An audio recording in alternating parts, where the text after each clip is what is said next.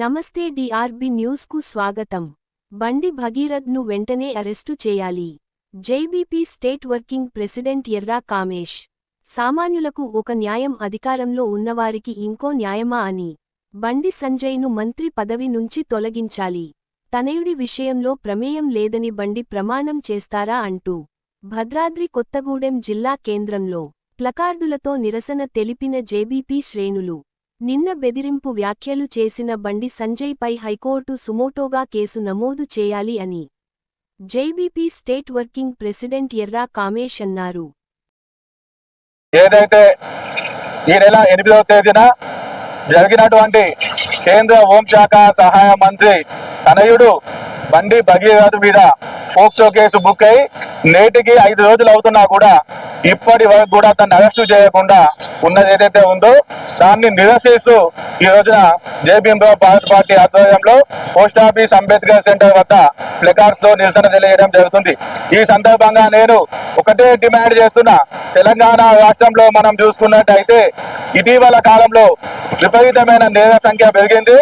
అదే క్రమంలో బండి సంజయ్ తనయుడు ఏదైతే ఒక మైనర్ బాలిక మీద అఘాయిత్యాన్ని పాల్పడని చెప్పి అతని మీద కేసు అయినా కూడా ఇప్పటి వరకు కూడా అరెస్టు చేయకుండా పోలీసులు ఎందుకు నిర్లక్ష్యం చేస్తున్నారో కూడా ఖచ్చితంగా రేవంత్ రెడ్డి ప్రభుత్వం సమాధానం చెప్పాలి.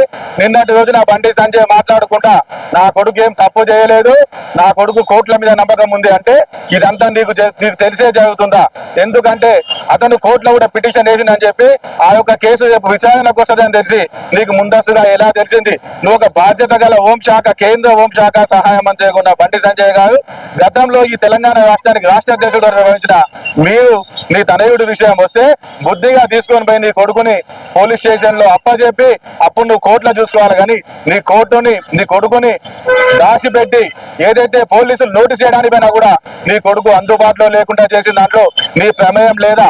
ఏదైతే రేవంత్ రెడ్డి సర్కారు ప్రతిపక్ష నాయకుల మీద ఉపయోగిస్తున్న ఈ ఫోన్ ట్రాపింగ్లు ఏవైతున్నాయో ఈ కేసులో ఏం జరిగింది అనేది పూర్వాపరాలు మొత్తం తెలియాలంటే 15 రోజుల నుంచి బండి సంజయ్ తనయుడిది బండి సంజయ్ది ఏదైతే నిర్మల్ జిల్లాలో కూడా కొంతమంది అధికారుల పాత్ర ఉందంటారు. వాళ్ళందరి ఫోన్లు బాధితురాలై వాళ్ళ కుటుంబాల యొక్క ఫోన్లు మొత్తం కూడా వెరిఫై చేసి వాటి యొక్క కాల్ లిస్ట్ మొత్తం తెప్పించి దీంట్లో ఉన్న ఎంత పెద్ద వాళ్ళైనా కూడా ఈ కేసులో ఇన్వాల్వ్ చేసి వాళ్ళకి బెయిల్ రాకుండా చేయాలా.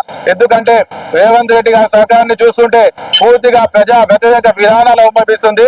ఇప్పటికిప్పుడు ఎన్నిక జరిగిన మీ ప్రభుత్వం కూలిపోయే పరిస్థితి ఉంది. అటువంటి మీరు ఇప్పటికైనా ఈ విషయంలో నిష్పక్షపాతంగా సిట్టేసి చేతులు దులుపుకోవడం కాకుండా ఈ విషయంలో మీరు నిష్పక్షపాతంగా విచారణ జరిపి బండి సంజయ్ కొడుకుని వెంటనే అరెస్టు చేయాలి. పోలీస్ వ్యవస్థ ఎక్కడికి పోతుంది? ఒక మంత్రి కొడుకుకి, ఒక హోం మంత్రి సహాయం, ఒక కేంద్ర హోంశాఖ సహాయ మంత్రి కొడుకు తప్పు చేస్తే ఒక న్యాయము, సామాన్యమైన వాళ్ళు చేస్తే ఒక న్యాయం అని ప్రజలు మొత్తం చర్చించుకుంటున్నారు. ఈ ఒక్క దెబ్బతోటి మీ ప్రభుత్వం కూలిపోయే అవకాశం ఉంది. కాబట్టి వెంటనే 24 గంటలలో ఇప్పటికే ఈ యొక్క ఇష్యూ ప్రజా ఉద్యమంగా మారే అవకాశం ఉంది. వెంటనే ఈ రోజునే బండి సంజయ్ తనయుంది. ఎందుకంటే రేపటి రోజున అది హైకోర్టులో కోర్టు విచారణకు వచ్చేది ఉంది. హైకోర్టులో కూడా కేసు అది బెయిల్ రాదు. కానీ బండి సంజయ్ గారు మీరు దేవుణ్ణి నమ్ముతా రాముడి మీద మీరు ఏదైతే నిన్న మాట్లాడిన విధానం ఏదైతే ఉందో అది న్యాయస్థానాలను పోలీస్ వ్యవస్థను ఏదైతే ప్రభావితం చేసే విధంగా ఉంది. కేంద్ర హోంశాఖ సహాయ మంత్రి హోదాలో ఉండి నా దాంట్లో అగ్గిని రాసేసిళ్ళు ఎవరిని చూసుకోనని చెప్పి బెదిరింపు ధోరణి ఏదైతే ఉందో అది సరైన విధానం కాదు.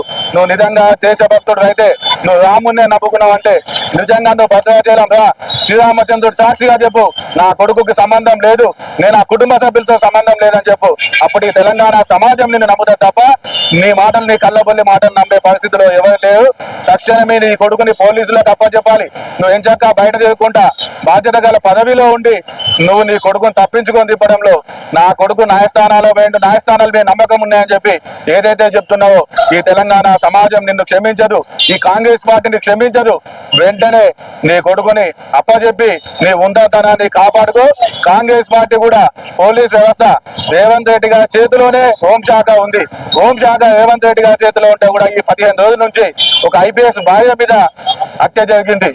ఒక బంగారం కొట్టులో లూటీ జరిగింది, ఈ రోజున ఈ ఘటన జరిగింది.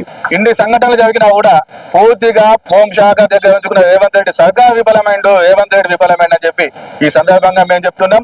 తక్షణమే బండి భగీరథను అరెస్ట్ చేయాలి, బెయిల్ రాకుండా శిక్షలు పెట్టాలి.